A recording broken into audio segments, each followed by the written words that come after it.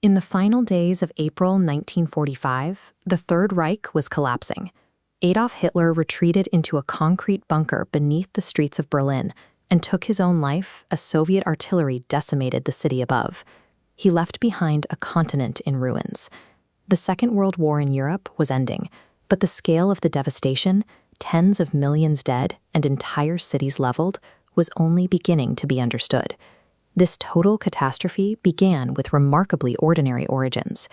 Born in Austria in 1889, Hitler's childhood was dominated by a recurring, bitter conflict with his father, a strict and overbearing customs official.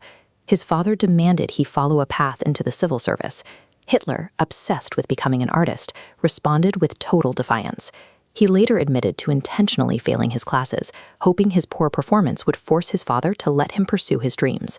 These domestic clashes created a lasting antagonism toward authority. By the time he reached adulthood, he had already defined himself through his refusal to conform to the expectations of his family and the state. At 18, Hitler moved to Vienna to apply to the Academy of Fine Arts.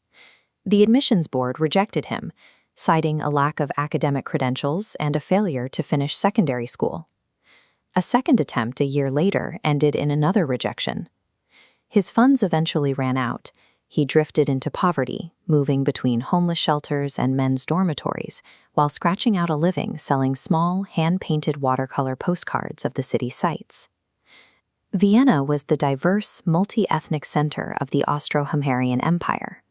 This environment angered Hitler, who developed a deep resentment for the empire's ethnic mix and began to obsess over a narrow, exclusionary German nationalism. While living on the margins, he was exposed to the city's radical anti-Semitic political movements. He began reading the nationalist press and listening to politicians who blamed Jewish people for the empire's social and economic problems. Vienna became an ideological incubator. A frustrated, failed artist began merging his personal bitterness with the extreme ethnic nationalism that would later define his worldview.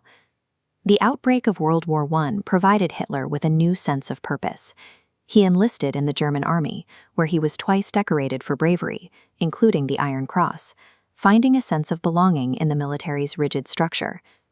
Germany's surrender in 1918 was a psychological blow he could not accept. He eagerly adopted the stab-in-the-back myth, an anti-Semitic conspiracy theory claiming that the German army had not been defeated in the field, but betrayed by internal enemies. After the war, the military assigned him to work as an intelligence agent in Munich. His task was to infiltrate and report on small political parties, including a tiny group called the German Workers' Party, or DAP. During a DAP meeting, Hitler discovered a powerful, aggressive talent for public speaking. He soon joined the party, eventually taking absolute control and rebranding it as the National Socialist German Workers' Party, the Nazis.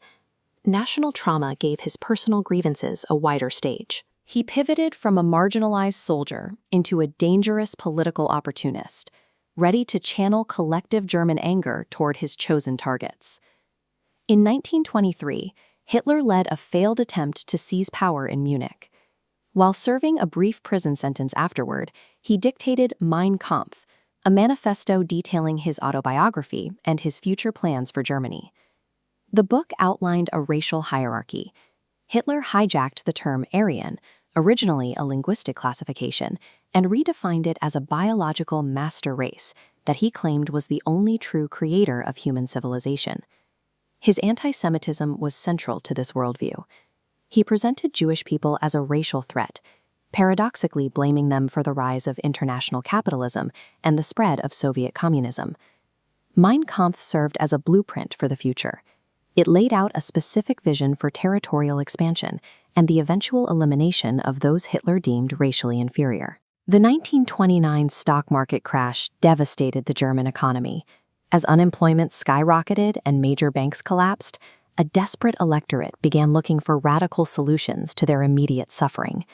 This chart shows the rapid surge in Nazi support. By 1932, they held the most Reichstag seats, promising jobs to a country in crisis. Conservatives believed they could use his popularity. In 1933, they appointed him chancellor, underestimating his determination to seize total power. Hitler moved quickly to dismantle democratic institutions. He implemented the Führer principle, making himself the absolute authority, and using the existing legal framework to ban rival parties and consolidate control. He achieved a total dictatorship through the calculated manipulation of a functioning democracy. By the time the political establishment realized the scale of the threat, the legal mechanisms to stop him had been abolished. The invasion of Poland in 1939 marked the moment his expansionist ideology became state policy. The Nazi regime began a war of conquest, aimed at securing land for its imagined master race. Hitler was closely involved in the direction of German military operations throughout the conflict, micromanaging the campaigns that plunged the world into the deadliest war in history. The pursuit of racial purity led directly to the Holocaust. Under Hitler's leadership, the regime carried out the systematic, industrialized murder of 6 million Jews and millions of others they deemed inferior. The anti-Semitic theories Hitler published in the 1920s became the operational blueprint for the 1940s. The removal of the Jewish population was no longer just a radical political platform. It was a state-sponsored machinery of genocide. Hitler died in his bunker in 1945, leaving behind a continent defined by unimaginable suffering.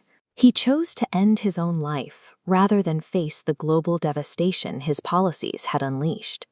His shadow remains a warning about the fragility of democracy. It shows how easily a nation in crisis can be overtaken when a radical ideologue is allowed to weaponize extreme nationalism and